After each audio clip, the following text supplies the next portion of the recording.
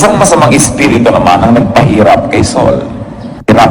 Sinabi sa kanya ng kanyang mga lingkod, pinahihirapan kayo ng isang masamang espiritu galing sa Diyos. Kung gusto po ninyo, ihahanap namin kayo na isang taong mahusay tumugtog ng alpa. Kapag pinahihirapan kayo ng masamang espiritu, patugtugin nyo siya upang maaliw kayo. Sinabi ni Saul, sige, ihanap ninyo ako. Isa sa mga lingkod na naroon na nagsabi, si Jesse na isang taga Bethlehem ay may isang anak na magaling tumugtog. Siya po ay matapang na mandirigma, mahusay magsalita, at magandang lalaki. Nasa kanya si Yahweh. Kaya nagpadala nga ng sugo si Saul kay Jesse at ipinasabi, papuntahin mo sa akin ang anak mong si David, ang pastol ng iyong mga tupa. Ganun nga ang ginawa ni Jesse. Pinagdala pa niya si David ng isang sisidlang puno ng alak, isang batang kambing at isang asnong may kargang tinapay upang ibigay kay Saul. Naglingkod si David kay Saul at nagustuhan niya ito, kaya ito'y ginawa niyang tagapagdala ng kanyang sandata. Ipinasabi ni Saul kay Jesse, bayaan mong maglingkod sa akin si David sapagkat napamahal na siya sa akin. At tuwing dumarating kay Saul ang masamang espiritu mula sa Diyos, kinukuha ni David ang alpa at tinutugtugan niya ang hari. Si Saul naman ay naaaliw, umaalis sa kanya ang masamang espiritu at siya ay gumagaling. At nawa, ang hiwaga ng kwentong ito ay maging kagalingan ng espiritu nating lahat sa po na ating mga mahal sa buhay. Let's take a look at the chemistry of Saul's depression. This time I'll be reading from the contemporary English version, the same story. 1 Samuel 16:14 to 15. The Spirit of the Lord had left Saul, and an evil spirit from the Lord was terrifying him.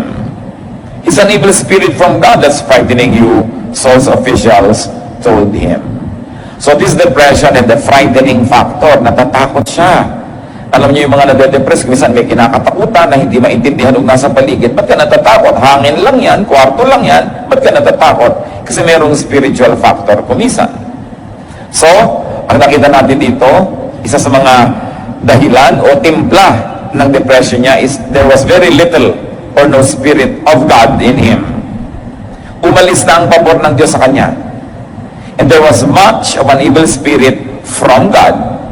Diyos ang pumapayag na itong masamang espiritu ito guluhin itong si Saul.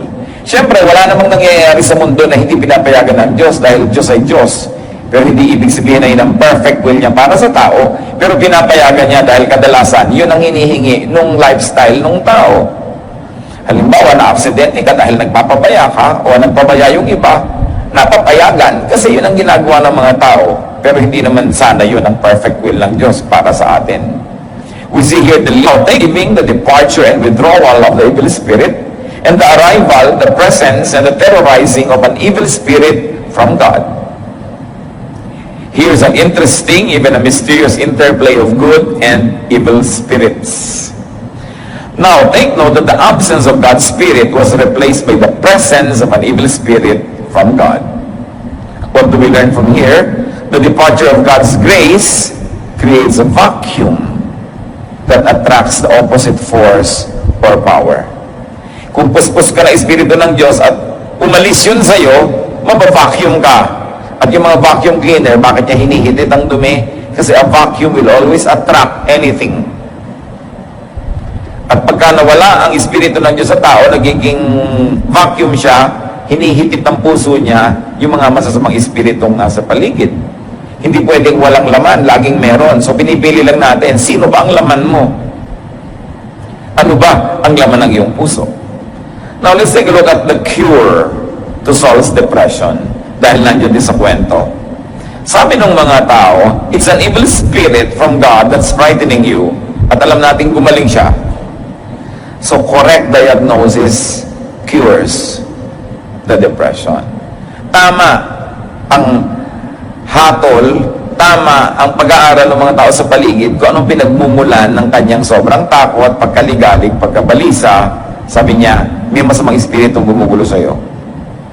1 Samuel 16:16, Your Majesty, let us go and look for someone who is good at playing the harp.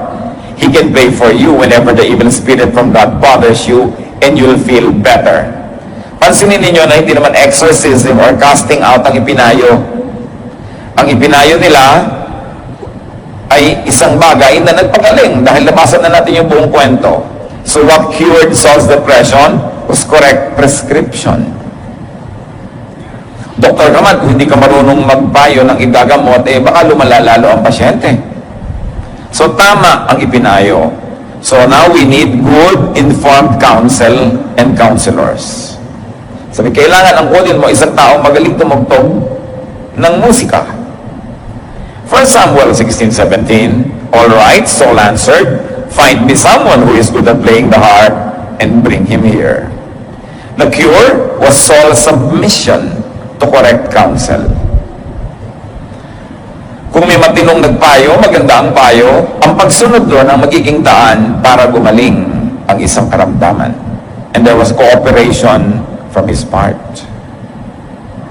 Hindi sabi, ano palagay niyo sa akin? Nasisiraan? Ano palagay niyo sa akin? Blah, blah, blah.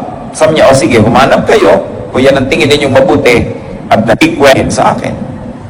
1 Samuel 16:18, a man named Jesse who lives in Bethlehem has a son who can play the harp. One official said, he's a brave warrior, he's good-looking, he can speak well, and the Lord is with him. So what brought healing? A fitting therapist. Tugma, akma, bagay na therapist o dadaanan ng kagalingan patungo sa pasyente. At ano kanyang mga katangian? He was skilled at playing the harp. Siguro kung bakit siyang tumugtog, sinto-sinto na to, baka lalong mabalisa ang pasyente. He was brave. Hindi lang matapang bumunta sa giyera, kundi matapang humarap sa isang taong depressed, matapang na harapin ang dilim at lalim ng gabi, kahit kumisan may mga pangambaka at takot, buo ang loob. Yung mga taong buo ang loob, malaking blessing sa mga taong nasisiraan ng loob. Kaya ikaw ay matapang o pinipilit mo maging matapang ka for the sake of somebody na nanghihina ang loob, ministry yun sa iba. Yun namang nagduduwag-duwag at lalong nagpapakaduwag-duwag na nga, ikaw yung may ministeran, ikaw ang tutulungan tuloy. Kaya pumipili ka, ako ba yung magiging problema dito? Ako ba yung sosolve ng problema? And he was good looking. Siyempre naman, nakakagaling naman yung pagtiningnan mo, nade-depress ka, naaalala mong may Diyos. No? Yung maayos, neat, mabango, no? Neat na malinis, nakakatulong talaga. And someone who speaks well.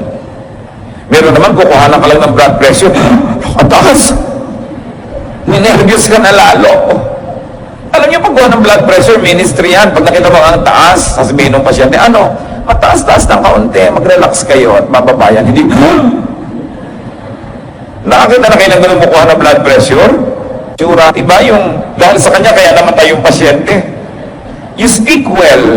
Ibig sabihin, magaling ka magbitaw ng salita, nakakapagpahupa ka ng kalooban, yung galit, nawawala yung galit, yung natatakot, nagkakaroon ng assurance. Ganun na magalang magsalita. Ministry ang pagsasalita. Nagsasalita pa lang tayo, may gumagaling na o may nalumalala. Kuminsan man, pupuntahan yung pasyente, ang payat mo, para ka ng buho. Dumalaw ka pa. Quiet ka na lang. So, para yata ang naglulus ka ng konting weight.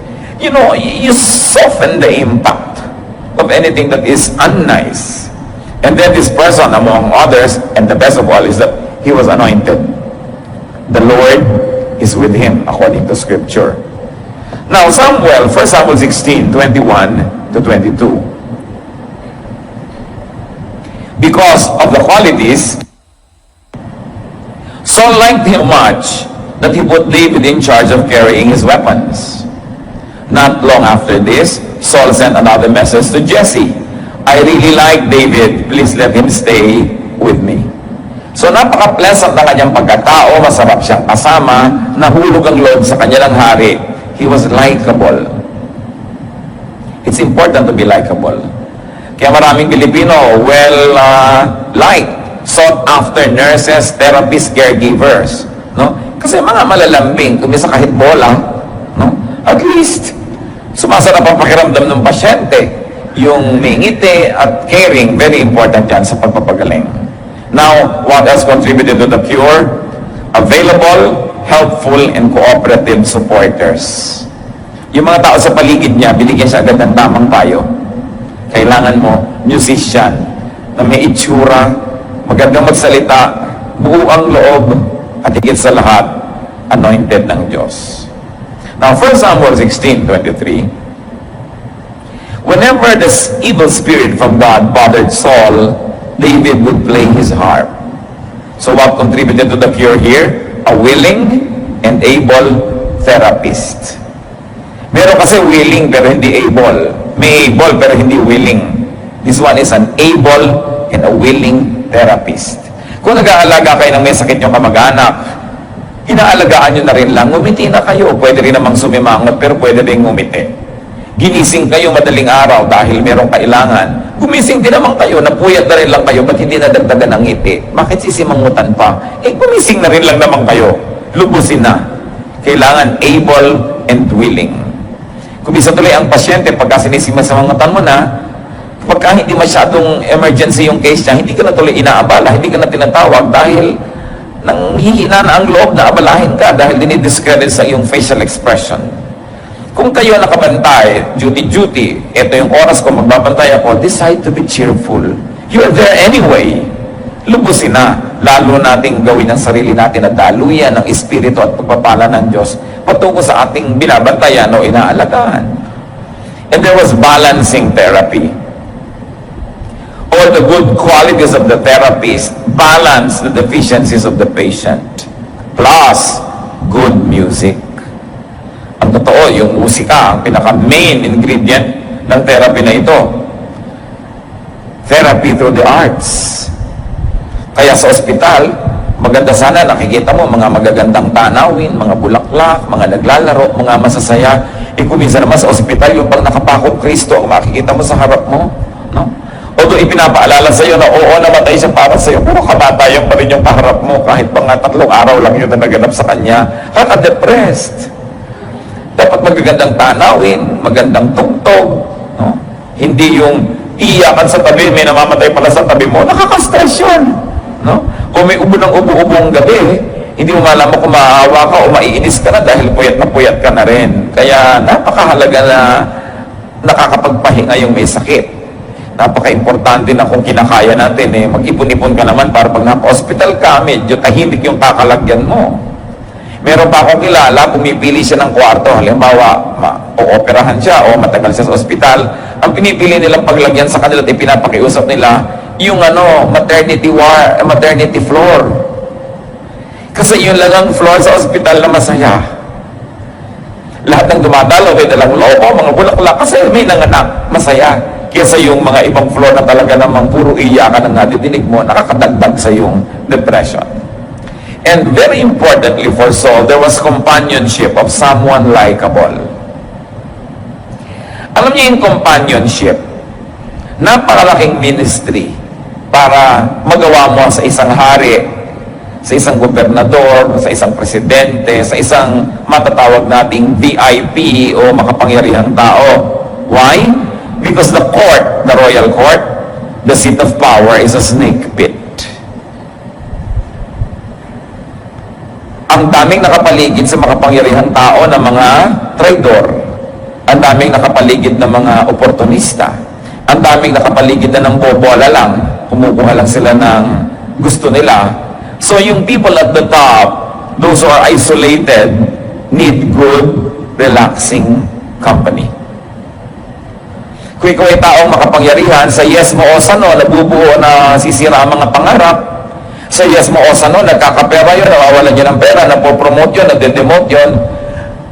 Halos wala ka ng pagtiwalaan at hindi ka na makarelax kasi halos lahat ng taong lumalapit sa iyo, merong gustong makuha.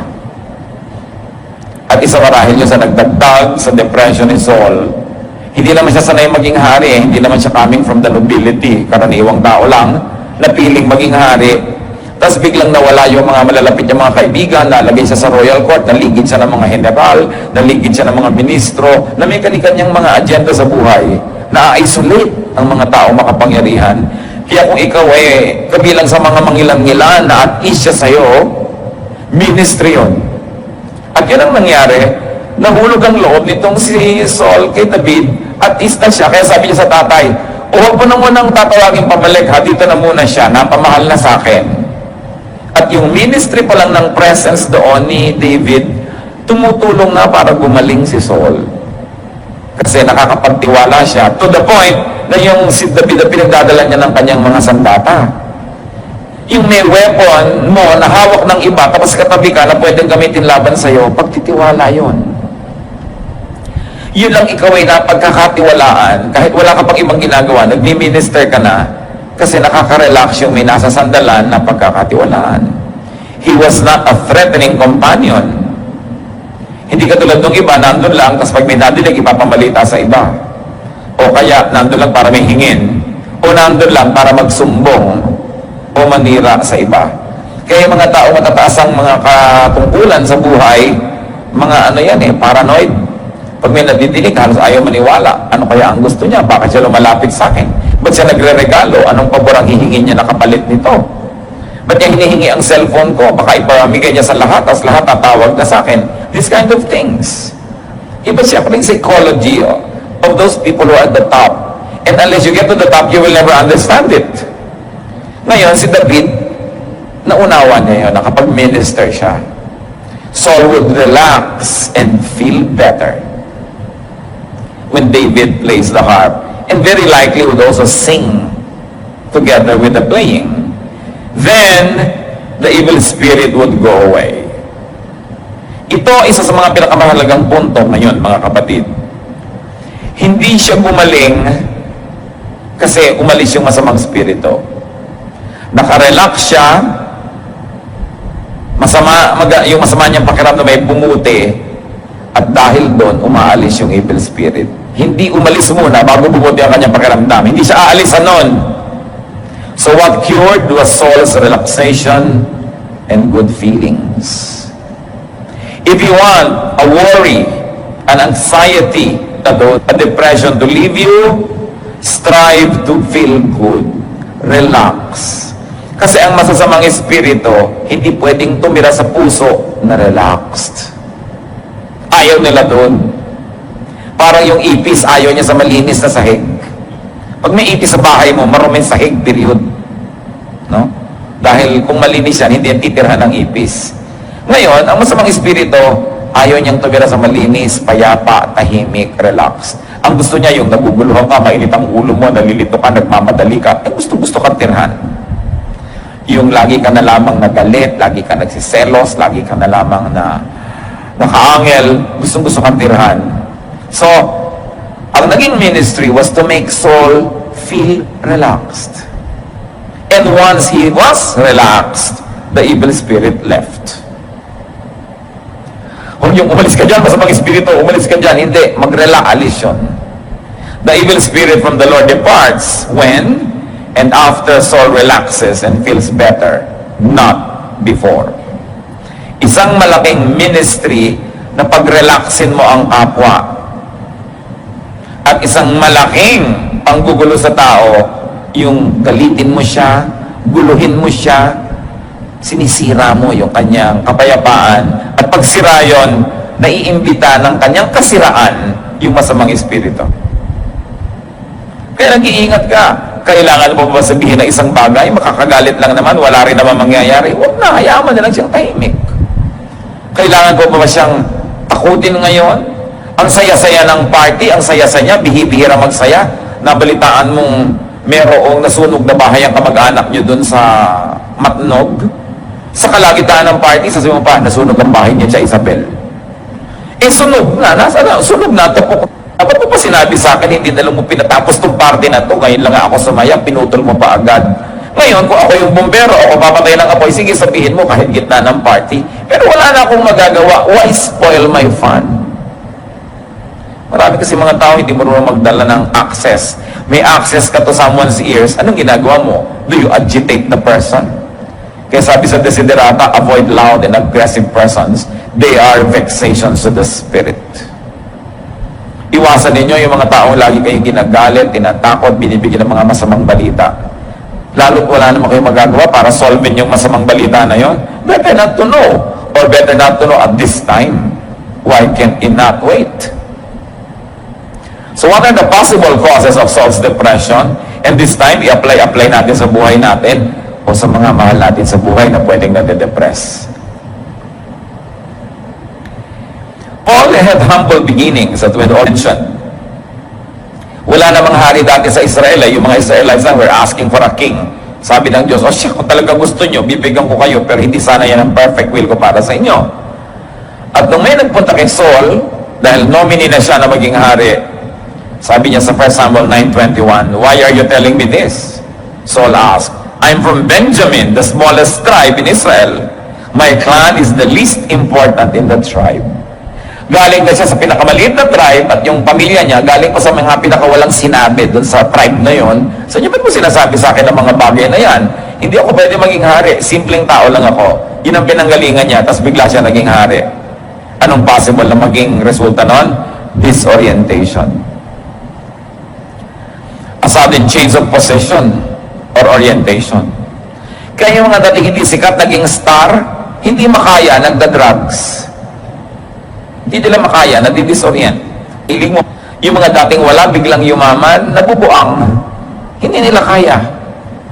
Yung biglang naiiba ang sitwasyon mo sa buhay, kahit pa sabihin mong yumaman ka, laging makapangyarihan ka, sumikat ka, hindi laging mabuti ang bunga. Kaya nga kung minsan, yun ang hinihiling mo, hindi binibigay sila ng Diyos, bakit ka magpapasalamat pa rin? Kasi alam niya, hindi mo kaya. Masisira ka lang pag nakuha mo. Parang 10 watts ka na bumbilya, 1 million volts, ang papadaanin mo sa hindi mo, pupundi ka lang, wag na. At yan, isa sa mga nangyari sa kanya yan. It's possible that it was a sense of disorientation. Ano pa ang mga nagdagdag sa buong buhay niya, kaya he lived a life of depression? 1 Samuel 18:6-8. David had killed Goliath. The battle was over and the Israelite army set out for home. Si Saul ang hari, si Goliath, sina-challenge silang lahat, walang lumaban. Si David lang na binatilyo ang lumaban at tapakin niya si Goliath. As the army went along, women came out of each Israelite town to welcome King Saul. They were singing happy songs and dancing to the music of tambourine and harps. They sang, "Saul has killed 1,000 enemies, David has killed 10,000 enemies." This song made Saul very angry, and he thought, they are saying that David has killed 10 times more enemies than I ever did. Next, they will want to make him king. So another possibility why he became depressed was a jealousy and envy. Nagselos na siya kay David, nainggit pa siya sa mga accomplishment. Ito naman kasi mga babaeng ito, ang dami-daming makakanta. Di ba? Sila pinagbulan ng gulo na to eh. Saul, the king, has killed his 1,000. David has killed his tens of thousands. Eh, di ka nga ba may insecure nun? Maraming ganyan mga kapatid, ha? Di ka man naingit sa kapatid mo, may bahay na, ikaw wala pa. Yung mga ganyan mga pinsan. Sa office, oy, napromote naman si ano, napag-iwanan ka na, una ka pa dito dyan. Yung mga ganon, mga agents from hell. Dadating sa'yo, guguluhin ka, magiging uneasy ka, unhappy, jealous, and envious. Sabi mo sa akin, masamang espiritu, lumayo ka sa akin. Pag kami nang gaganyan sa inyo, dahil yun ang masamang espiritu. Nagsusulsol, nagpapainggit sa inyo. No? So, jealousy and envy can destroy a personality. 1 Samuel 18:1-4, from the New International Version, this particular verses, si Jonathan, anak ni Haring Saul, crown prince, dapat siya ang magmamana ng trono, naging matalik na kaibigan pa ni David, na pinagseselosan ng anong ama niyang hari. 1 Samuel 18:1-4, Jonathan became one in spirit with David, and he loved him as himself. And Jonathan made a covenant with David because he loved him as himself.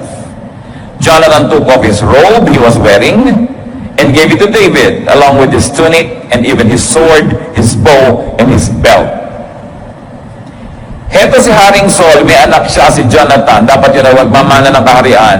Heto si David, naiinggit na nga si Haring Saul, ibinigay pa nitong anak na Jonathan yung lahat ng symbols of royal office. Ibig sabihin, willing na willing si Jonathan na si David ang maging next king, hindi siya. Ibinigay niya yung mga espada niya, mga balabal niya na sagisag ng kanyang pagiging crown prince. Anong mararamdaman mo ngayon na itong sarili mong anak hindi mo kakampi at kakampi pa nitong taong sa palagay mo ay aagaw ng trono mo? So what contributed to the depression? Isolation and separation from people who mattered, especially family. Marami po mga tao ngayon na de-depress kasi kahit may pamilya, ang feeling nila isolated sila and separated kasi hindi sila paborito, hindi sila mahal, hindi sila binabate, hindi sila nireregaluhan. Nadadagdagan yun over time hanggang mapuno yung puso ng laso ng feeling of isolation and separation. Kaya tayo may pananagutan din not to make people, especially those we have an obligation to be close to and to love, kasi pamilya natin, we should not make them feel isolated. They could be depressed. Ito naman pamilya ni David. Siyempre, isa pang anak na babae, napangasawa pa ni David. Itinago pa ngayon itong babaeng ito sa tatay niya, yung kanyang asawa, nung hinahabol at gustong saktan, parang wala nang kakampitong si Saul. So biglang tingin, para siyang kontrabida, pero ang totoo, biktima siya dito. 1 Samuel 20, 30-31, Saul was furious with Jonathan and yelled, "You're no son of mine, you traitor. I know you've chosen to be loyal to that son of Jesse. You should be ashamed of yourself, and your own mother should be ashamed that you were ever born. You'll never be safe, and your kingdom will be in danger as long as that son of Jesse is alive. Turn him over to me now. He deserves to die." Alam yung ginawa ni Jonathan, ipinisto yung tatay niya, "Gusto kang patayin ng tatay ko, so magtago ka na." What would the father feel? Abandonment anxiety. Everybody was leaving him. Kung minsan meron tayong ganung feeling ilang asawa mo mag-a-abroad, meron ka abandonment anxiety, lalo hindi ka sure kung ikaw pa talaga yung mahal. O kaya yung anak mo, mag-aasawa, ang feeling mo, iiwan ka. O kaya napamahala sa iyo ang isang kaibigan, mag-a-abroad pa, lalo tayo ngayon, 10 million OFWs, everybody is having a sense of abandonment. Gusto man o hindi gusto nung umaalis, yung pa rin ang ending, naiiwan ka. Pwede ka talaga ma-depress dyan. Yung naglalakad ka sa breakwater. O kaya ay nagtitirintas ka, samantalang wala kang buhok. Nakatingin ka lagi sa mga lubulubog na araw. Nangyayari yan, lalo sa maraming paghiwa-hiwalay. What could cause depression? In Saul's case and in ours, constant negative emotions. Kaya pag negative ang emotion nyo, mga kapatid, change the equation. Halimbawa, di ba? 3 plus 1 equals 4. Right? Ayaw nyo ng 4. Bakit 3 plus 1 ang 3 plus 1 kayo? Di magiging 4 din yun. Gawin yung 3 plus 2, 5 plus 7, para maging 4. Ngayon, kung may ginagawa kayo, lagi ang nagiging ending, nalulungkot kayo. Titingnan nyo yung mga picture, nalulungkot kayo. No? Mag-iisip kayo, malulungkot kayo. Mag-iisa kayo sa kwarto, makikinig ng tugtog, malulungkot kayo. Palitan nyo para hindi lungkot ang ending. Change the equation. Huwag kayong gumagawa ng nagpapalungkot. Huwag kayong mag-isip ng nakakatakot. Meron pa nga akong nakausap, gusto daw niya i-cremate siya. Sabi ko, naman kailangan i-cremate, pwede ka namang ilibing. Kung buhay pa ako, di napulong ako doon sa ataol. Pati yun inaalala mo. 5 araw ka na lang nakaburo, umaasa ka pang buhay ka pa. Pero, hindi ko lang pwede sabihin mo niyang isipin, naiisip niya Right? So, dapat ikaw magdisiplina sa sarili mo na huwag mong isipin ang mga bagay na yan. Pag may dumarating sa iyong espiritu na nakakatakot, nakakanervyos, nakakalungkot, pwede palayasin mo agad. Change your thought. Change the channel. Lumabas ka ng bahay, mag-jogging ka, kumanta ka, maligo ka, mamalansya ka, do something, change the equation. Hindi mo pwedeng alagaan yung lungkot kasi talagang hindi ka niya naiiwan. Kung nalulungkot ka, nag-iisa ka sa kwarto, di magsama ka. Walang tao, magsama ka ng mga manok. Kahit sino, magsama ka dyan. So, basta ibahin mo dapat. Huwag kang papayag, kapatid, na yung negative emotion mo nakatira sa'yo. Palayasin mo yan. Kasi sisirain ka niya. But the cause of depression, especially Saul, was the departure of God's Spirit and favor. Which is probably not what we experience naman, no? Yun ang mga nauna. Genesis 6, 5 and 3. The Lord saw how bad the people on earth were and how everything that they thought and planned was evil. Then the Lord said, won't let my life-giving breath remain in anyone forever. So may pagsasawa din ng Diyos. So hindi ko papayagan na ito espiritu ko nasa tao forever, mamamatay siya. Hindi siya pwedeng mabuhay forever, tas ganyan siya.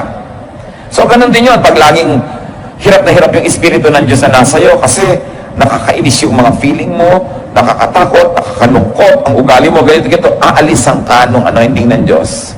Hindi niya titiisin yun. Ayoko na.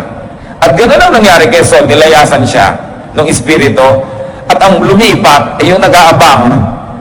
Sabi niya, umalis lang dito ang espiritu ng Diyos, ako lilipat dito nilipatan nga.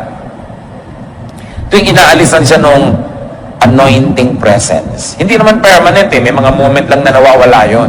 Parang tayo din, yung lungkot na, parang kung isang hangin na dumadapo lang naman. Yung mga panandali ang mga sobrang depression. Bakit naman kung lungkot mo sa gabi, ba't pag umaga na, biglang wala na, iba na uli. No? Sandali lang. Kaya ang mahalaga, pag dumadating ang depression, mga kapatid, lungkot, takot, just survive it. Dahil may bukas at may bukas, pero mamaya at mamaya, maiiba at maiiba yan. Pag naiba na yung lakad ng planeta, yung posisyon niyan, naiba na yung oras, naiba na yung liwanag, maiiba yan. Ang mahalaga, huwag kang sumabit at huwag kang madamit sa oras na yon. Survive it. Change the equation. Think happy thoughts. Perspire, exercise, do something para mawala yung isip mo sa iniisip mo. Lesson dyan mga kapatid, para hindi tayo alisan nung presensya ng Diyos na yon. We should make our heart and mind a suitable temple or sanctuary for God's Spirit. Di ba nililinis mo ang bahay pag may bisita, nililinis mo ang ospital pag may pasyente, linisin mo ang isip mo para yung Diyos doon magtira.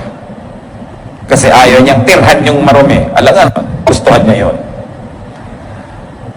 Could you or someone close to you be depressed? Could you or someone close to you be a candidate for depression? Ang dapat gawin, check your chemistry. Like we check the chemistry of Saul. Is there little or no Spirit of God? You know what you should do. Is there much of an evil spirit from God? You know what you should do. Be filled with God's Spirit. Ephesians 5:18, don't destroy yourself by getting drunk, but let the Spirit fill your life. Punuin mo ang puso mo, ang isip mo ng Espiritu ng Diyos, salita ng Diyos, mga awiting maka-Diyos, mga isiping malinis, mga hangaring maganda, lalayasan ka ng depression. Do not leave space for evil. Ephesians 4:27, don't give the devil a chance. Listen, brothers and sisters. Tuwing galit ka, nagsiselos, naiinggit, stressed, tense, you are giving the devil the chance. Kaya malapit ako magalit, teka muna, magre-relax ako, hindi ako magagalit. Kasi pag nagalit ako, sasamantala ng dyablo. Kakapit. Kasi may nakakapitan. Alam niyo yung laro na agawan ng buko, na niliguan ng langis? Diba? Ang hirap kasi wala ka makapitan. Ganun ang taong payapa, tahimik, malinis ang kalooban, hindi mahawakan ng dyablo. Walang mahawakan Pero tuwing kayo may galit, may inis, may sumpong, may kung ano, may mga lumalabas na mga parang hawakan dyan. Hawak na hawak ka, controlled ka. Kaya sabi, don't give the devil a foothold. Control yourself. Huwag ka magpapalit. Isaiah, avoid disorientation. Kung sumisikat ka, yumayaman, stay grounded. Para hindi ka malito. Avoid jealousy and envy. Appreciate what God gives you. Appreciate what God gives to others. Avoid isolation and separation from people and family, which means we should be pleasant so people don't leave you.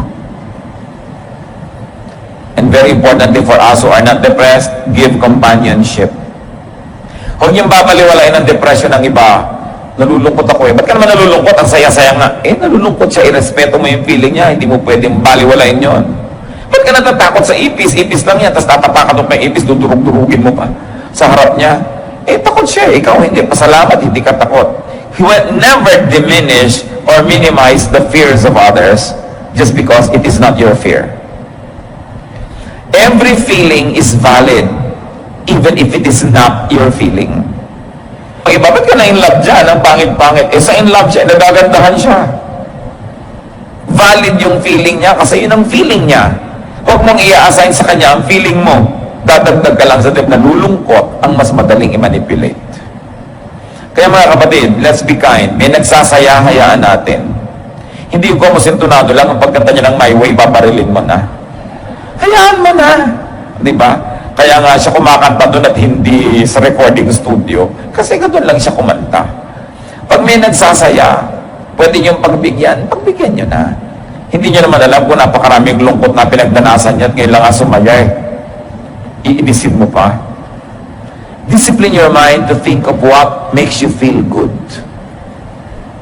Parang yung kanta ni Julie Andrews sa pelikulang The Sound of Music, yung My Favorite Things.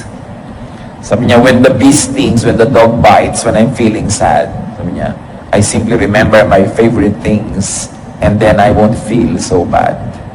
So isipin niyo yung mga ganon.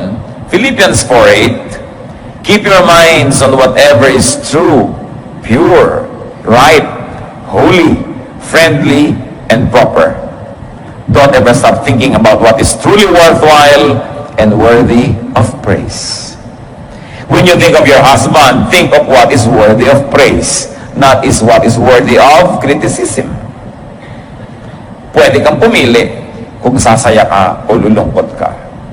Ecclesiastes 8:15, so I think we should get as much out of life as we possibly can. There is nothing better than to enjoy our food and drink and to have a good time. Then we can make it through this troublesome life that God has given us here on earth. Sabi ni Solomon, kung may kinakain ka, enjoyin mo. May iniinom ka, inumin mo ng may pasalamat. Have a good time whenever you can. That is the only way to survive this life, which can really, admittedly, be difficult. So, minimize the difficulty by maximizing what is good and happy. Proverbs 15:13, happiness makes you smile, sorrow can crush you. Pwede kang durugin, wasakin, sirain ng lungkot.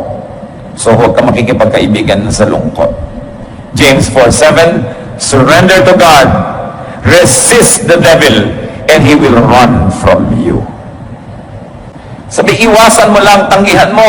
Aalis yan, hindi ka pwedeng pilitin ng demonyo. So, bakit nandito 3 araw na? Kasi pinapayagan mo. Pero pag tumanggi ka, hindi siya pwedeng pumili. Aalis at aalis siya. Resist the devil and he will run from you. Resist the evil spirit. Resist the temptation. Resist the sadness. Do not be a victim of your own imaginations. Meanwhile, those who are not depressed, be kind. Minister to those in the court, in the seat of power. Mahirap yung may mataas na posisyon. And when depressed, seek godly and correct diagnosis and prescription. Submit to good counsel. Find a fitting therapist. Hindi lang yung gusto mo, yung mabuti ang epekto sa iyo. A therapist who will help change your chemistry, especially emotional state and spirituality. Kailangan pinapalitan yung emotional state, basta negative. And let's all remember to be a fitting therapist ourselves. Strong, super okay, para pag dumating ang panahon na sobrang nanlulumo ng hihina ang nasa paligid, maski sandali, makasandal sa atin. So always qualify yourself to be a good therapist. Continue to improve your skills. Do things well. Be available, be able. That is a ministry. Napakahalaga yung handa ka sa ganon. And above all, get and stay anointed for other people's sake. Pagka anointed ka, nakakapag-minister ka sa mga tao, pero pagka winaldas mo yung anointing na yun at nawala, di ba nalugi yung mga tao? Kaya isang kabayanihan to stay anointed not only for yourself, but because you are useful to others. Dahil napapakinabangan ka. Teacher ka, magpupuyat ka, tapos walang quality yung teaching mo bukas. No, be qualified to teach well, sleep early, strive to be healthy, para ang teaching mo maganda because it affects people. Driver ka, makikipaglasingan ka, bukas, puyat ka, nabangga ka, namatay yung mga pasahero mo, di ba pananagutan yon? Meron tayong mananagutan sa isa't isa. Kung ano man ang tungkulin mo sa buhay, gawin mong mabuti para yung siya pinaglilingkuran mo, magandang service ang makuha nila. Hindi yung pinupuyat mo sa sarili mo, pinapagod mo, ang babatuloy ng quality ng yung service. Pinaghahandaan mo ang oras sa iyong pagtatrabaho, kaya nagpapahinga ka sa tama. Hindi yung aantok-antok ka. Pag nagkamali ka, maraming nadadamay. Be available, be helpful, and be cooperative to the needy. Now, as we have already appreciated, good, relaxing, and enjoyable company balances and heals. Be a good, enjoyable, and healing companion. Lalo yung mga may asawa, ganito ba kayo sa inyong kabiyak? Are you a good, enjoyable, and healing companion? Mga mister, baka naman nagsha-shopping yung misis nyo, wala kayong ginawa kundi madaliin. So, hindi kayo enjoyable kasama nun. Mabuti sana kung minamadali nyo, eto na lang 100,000.